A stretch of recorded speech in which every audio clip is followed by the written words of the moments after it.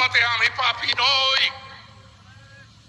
আজকে সব চান্দুরা পলায় পলায় বেড়াইতেছে।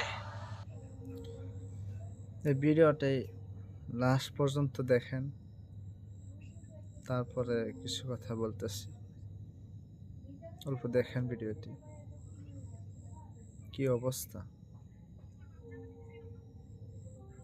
আর কিছু লোক ইসলামের বিরুদ্ধে কথা বলে। ইসলাম কারে বলে বুঝে না, কোরআন কারে বলে বুঝে না। বোম মারলে সূরা ফাতিহা শুদ্ধভাবে পড়তে পারবে না। এখানে কোরআনের আলোচনা হবে, কোরআনের ব্যাখ্যা হবে, কোরআন তাফসীর হবে। এটা নাট্য মঞ্চ না যে যা মন চায় এখানে বলা যাবে না। আগামীতে যখন দাওয়াত করা হবে, আমরা টিনের ঘরে ওয়াজ করব, আমরা মসজিদে ওয়াজ করব, প্যান্ডেলের দরকার নাই। আমরা টিনের ঘরে ওয়াজ করব, খাওয়া দাওয়া কিছু দেওয়া লাগবে না, দরকার হলে ফ্রি ওয়াজ করব। আজকে যে আসছে 1 টাকা নেই নাই, 1 টাকা নেবো না, আল্লাহর জন্য ওয়াজ করব। কিন্তু বাতিলে তো সাথীতে আসতে পারবে না, বাতিল আসতে পারবে না, ঠিক না? আপনারা ইমান ইমান ইমান বলেন। ইমান কি গো মৌলানা সাহেবরা? ধর্মের কোনো পোশাক নেই। ধর্ম মানে ধারণ করতে হয় চেতনায়, মননে, হৃদয়ে, মস্তিষ্কে এবং কর্মের দ্বারা তা প্রতিষ্ঠিত করতে হয়। আপনার দেখেন তো, একজন আলিমকে সামনে রেখে এরকম ভাবে কথা বলা, এটা কোথায় পেয়েছে? যদি সেই কথা বলবে তাহলে দাওয়াত না দিতেই ভালো ছিল, তাকেই ওইখানে বসানো ভালো ছিল। তাহলে দাওয়াত দেওয়ার কি কথা?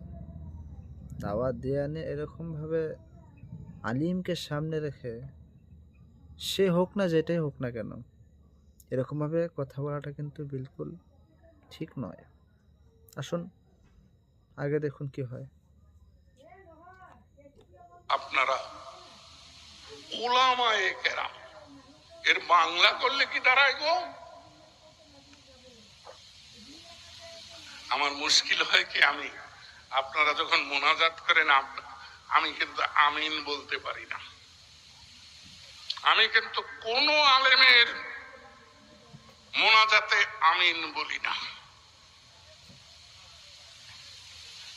কারণ এই ছেলেটিকে শিখিয়ে দেওয়া হলো যে হে আল্লাহ আমি পাপী, তুমি দয়া করো, মাফ করো। না, আল্লাহর রহমতে আমি পাপী নই।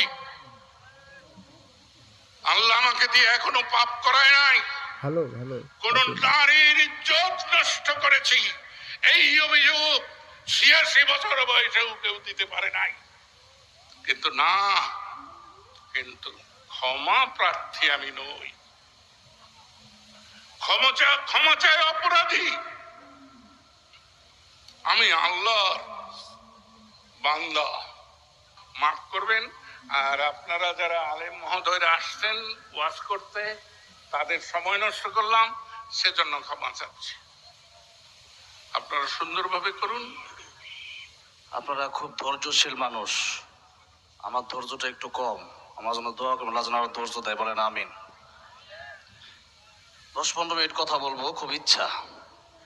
আমার খুব ঘৃণা হচ্ছে, খুব লজ্জা হচ্ছে যে বাংলাদেশে এখনো কিছু নাস্তিক ওপেনে ঘুরে বেড়ায়।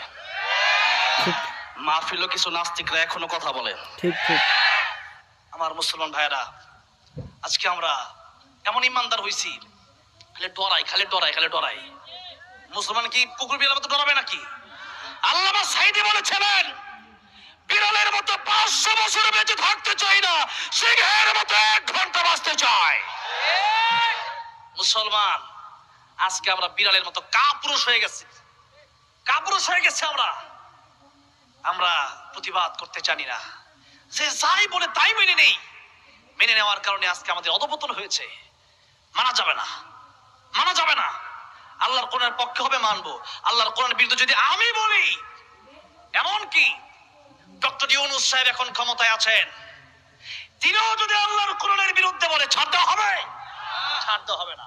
এই মাহফিল শুধু এটা না, বাংলাদেশের প্রত্যেকটা অঞ্চলে মাহফিল হবে। কারো কাছে অনুমতি নেওয়া লাগবে?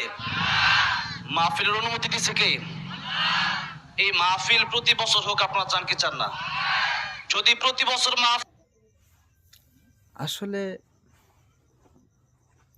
বাংলাদেশ ইসলামিক দেশ, সেখানে আলিম উলামা ভালোভাবে কথা বলতে পারে না। আফসোস হয়, উলামায়ে কেরামদেরকে সামনে রেখে যে ইসলামের বিষয়ে কিছুই জানে না এরকম একজন ব্যক্তি বুকে হাত মেরে মেরে বলে, বিভিন্ন ধরনের কথাবার্তা বলে। আসলে এরকম হওয়াটা বড়ই দুঃখজনক, আফসোসের বিষয়। আল্লাহ পাক রব্বুল আলামিন এদেরকে হেদায়েত নসিব করুন। মুহতারাম সামিন কেরাম,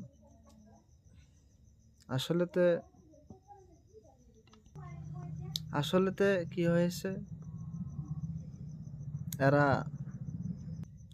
এদের আদব কায়দা নেই, চিন্তা ফিকির নেই। এরা আলিম উলামার সামনে রেখে এরকম ভাবে কথাবার্তা বলাটা বিলকুল একদমই যে ঠিক নয় সেটা একবারও চিন্তা করে না। তার জন্য এটা আমার ভিডিওটি বানানোর উদ্দেশ্য হয়েছে যে আমরা এরকম না করতাম, যেখানে আলিম উলামা আছে সেইখানে তাদেরকেই আমরা কথা বলার জন্য চান্স দিতাম, মাঝখানে আসে আমরা কথা না বলতাম।